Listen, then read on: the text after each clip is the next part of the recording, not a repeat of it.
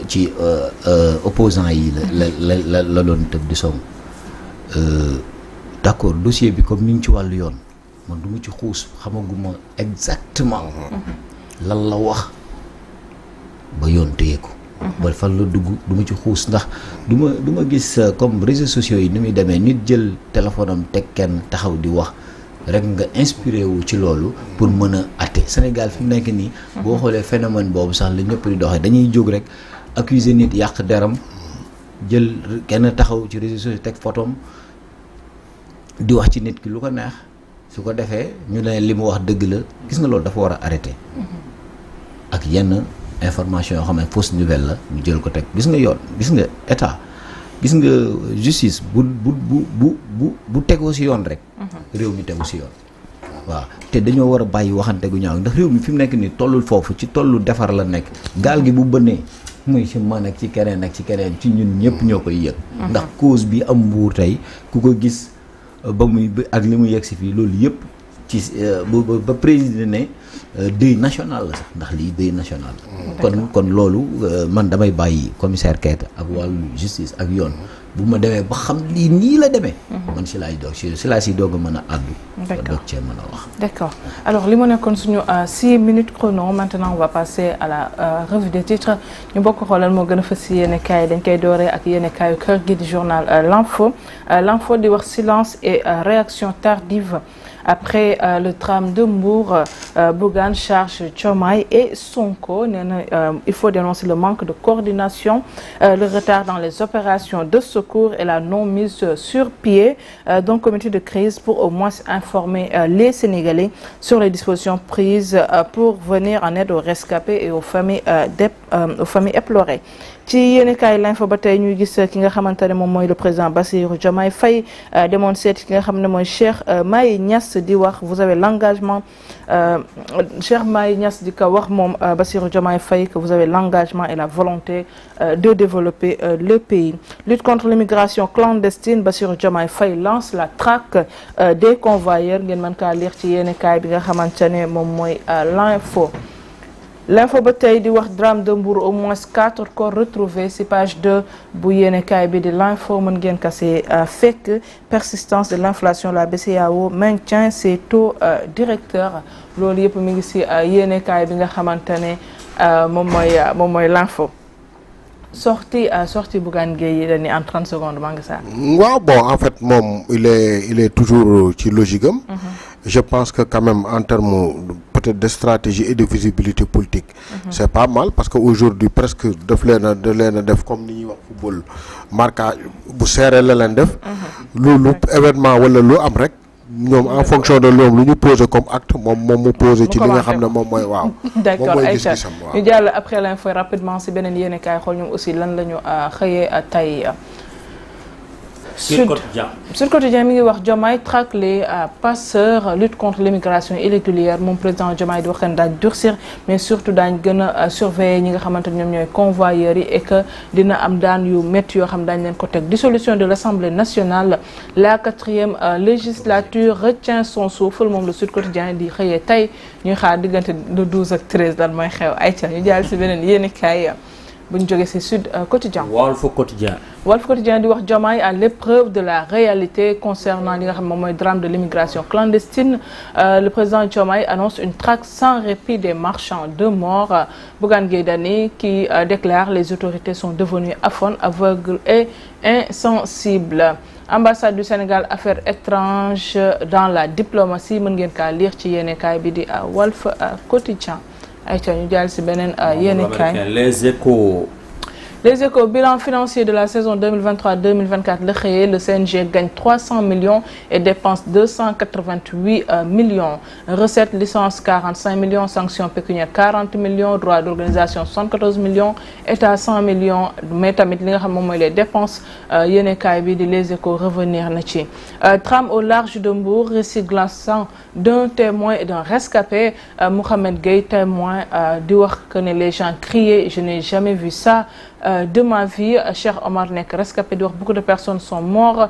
sous mes yeux j'ai perdu 3 de mes amis am na ñeneen ñoo xam ne aussi ñi ngi def témoignage ci yéenekaay bi Les Échos enquête yéene kaay di wax Diomaye Faye lance la traque après le décès de plusieurs candidats à l'immigration irrégulière moom président Diomaye Faye ba mu demee ca Mbour la annoncé traque boobu noonu contre les convoyeurs. Dissolution de l'Assemblée, un problème de timing et d'opportunité. Journal bi de l'enquête xëy na ci mën ngeen kaa lire ci yéene kaay boobu ayca ñu jàll si beneen yéene kaay bu ñu jógee si journal l'enquête. Le quotidien di wax temps de Faye. Dissolution de l'Assemblée nationale.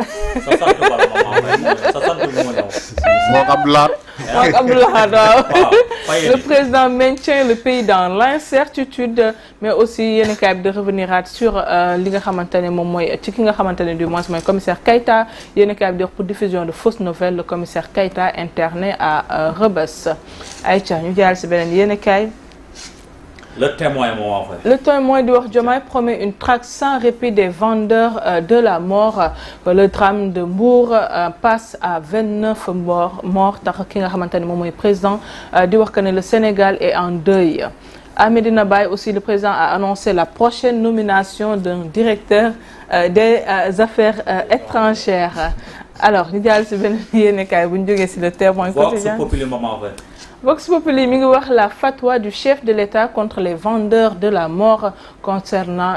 li nga xamante ne moom mooy immigration clandestine moom Bassirou Diomaye Faye mi nga xamante ne demoon na Mbour am na ay kaddu yoo xam ne yëkkati na ko fa pour ñi nga xamante ne ñoom ñooy convoyeurs yi mais aussi message boo xam ne adressé na ko à la jeunesse sénégalaise. Chez les Niassène, le président Diomaye assume des relations solides entre l'État et les familles religieuses.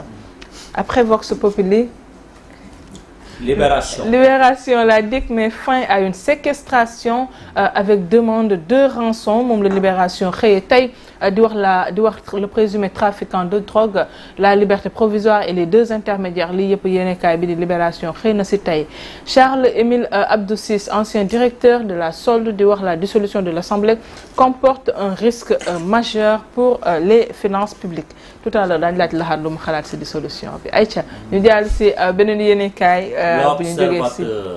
l'Observateur di wax Assemblée nationale l'heure de la DPG l'heure gis nañu ko bindee waaw kay alors la 14e législature face à l'histoire les députés préparés à une dissolution protocole logistique restauration l'Assemblée nationale a pris toutes les dispositions pour accueillir le Premier ministre. Transport aérien, deux très mauvaises nouvelles à Air Sénégal, 2 avions sur 4 en panne. Hier, une des A319 a pris un oiseau au décollage, un autre A321 connaît un problème technique. Ouais, Air Sénégal. Alors, l'As quotidien, Samuel Sarr répond à Moustapha Ndiaye par une plainte concernant la guerre des actionnaires à West African Energy, mais aussi ci yéenekaay ba tey controverse autour de Cheikh Omar Diagne, le président éteint la polémique par une visite au chef religieux. Le maire Cheikh Issa Sall a perdu 20 membres de sa famille ci li nga xamante ne moom mooy drame bi nga xam ne am na fële ca Mbour. Après l'As quotidien ñu jàll si beneen yéenekaay xool ñu aussi. Source A aux origines d'une bourde sortie polémique du ministre de la santé yéenekaay bi di Source A dellusiwaat na ci mais aussi paiement des primes des Lions de basket les vérités de Babacar Ndiaye ngeen mën kaa fekk si yéenekaay bi di Source A. Le flic est la surprise de sa vie parti à voir les corps sans vie des victimes refoulés à la plage de Mbour moom dafa dem nag fekk ne papaam dafa bokkoon si ñi nga xamante ne aussi jëloon nañu gaal bi. Après Source A ñu jàll si beneen yéenekaay. 113 morts Diomaye demande la patience et propose le yoole comme solution yéenekaay bi di Tribune moo ko xëyee di wax que ne il est grand temps que les assises nationales sur l'immigration clandestine soient organisées, estime le forum du justiciable. Quand un mort devient banal au Sénégal, cri de cœur d'Alassane Baldé. ci yéenekaay bi reveniraat na si li nga xam moom mooy l'ex-commissaire Keïta envoyé en prison. Bougane Gueye Dany à Mbour Tefes di wax le président et son PM préfèrent le gatsa gatsa institutionnel. ayca ñu jàll si beneen yéenekaay. Le Soleil. Le Soleil, le chef de l'État veut une traque sans répit contre les convoyeurs ñi nga xamante ne daf leen tuddee des vendeurs de rêve wala des vendeurs de la mort yéenekaay bi dellusiwaat ci visite au président Bassirou Diomaye Faye. Aïcha après Le Soleil. Bés bi le jour. bés bi le jour clin d'œil aux jeunes moom le titre tey concernant li nga xam ne moom mooy visiteur du président Diomaye Faye à Mbour moom président di wax nous mènerons une traque sans répit contre les marchands d'illusions et de la mort aux jeunes moom président di leen wax soyez patients le problème ne se résoudra pas du jour au lendemain. Cheikh Issa Sall sur son frère capitaine de la pirogue muy wax je ne comprends pas pourquoi il a voulu voyager avec ses enfants et 12 de ses neveux. ayca ñu jàll si beneen yeneen kaay ba ñu jóge si record yéen kaay mu ngi xëyee li nga xamante ne moom mooy CAN 2025 di wax carton plein pour Maroc Égypte Côte d'Ivoire ak Algérie di wax les lions perdent-ils du terrain mu nekk benn question boo xamante ne mi ngi si yéen kaay avis d'expert maintenant l'équipe du Sénégal subit trop mën ngeen kaa lire ci yéen kaay bi nga xam ne moom mooy record Sénégal Égypte pour une place en demi-finale loolu dafay concerner li nga xam ne moom mooy afro basket masculin U18 ñu ne toll si li nga xamante ne moom mooy quart de finale ayca après record yéen kaay fan la ñu cëm ayca jeex na loolu moo nekkoon tey la revue des titres pour ce jeudi 12 septembre alors dañuy ñëw nag yaatal suñu waxtaan ak suñu invité du jour dama koy bàyyi déjà moom la xat mu wax ñu li nga xamante ne moom mooy ses commentaires par rapport li nga xamante ne moo gën a fës ci yéen kaay tey. waaw xanaa ci wàllu dissolution assemblée nationale ak DPG bi li ma ci wax mooy président yoon may na ko bisu tey à 0 heure yoon may na ko mu dissoudre assemblée nationale bu ko mais DPG bi nga xam ne da ko waxoon ne son premier ministre dina def son déclaration yaay woolu ko assemblée man date bi mu yóbbu le 13 te le 12 yoon may ko lii man loolu moom mooy sama problème la xamul moom lan la si jublu ak fan lay defee kon déclaration boobu ak nan la koy defee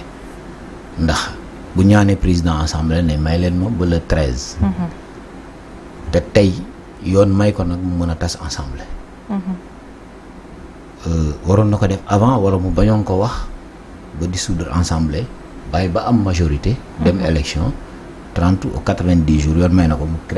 organiser ay élection dem élection am majorité yabal premier ministre am comme ni ko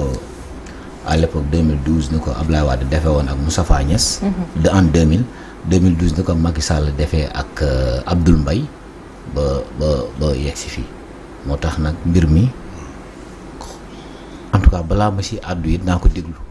ba xam moom ci fan nan la tëddee parce que dafa waxoon ba mu jëlee réew mi démissionné na parti Pastef ci li mu fa téye woon pour tëddee njaxaanaay pour nekkee fi ñëpp institution yi gis nga charte yi nga xam dañ ko teg parce que ñii dañ fiy jóge Macky anam ak Wade ñi fi ki yoon yëpp jóge nañ fi mais institution yi day resté day des kon loolu dañ ko war a sàmm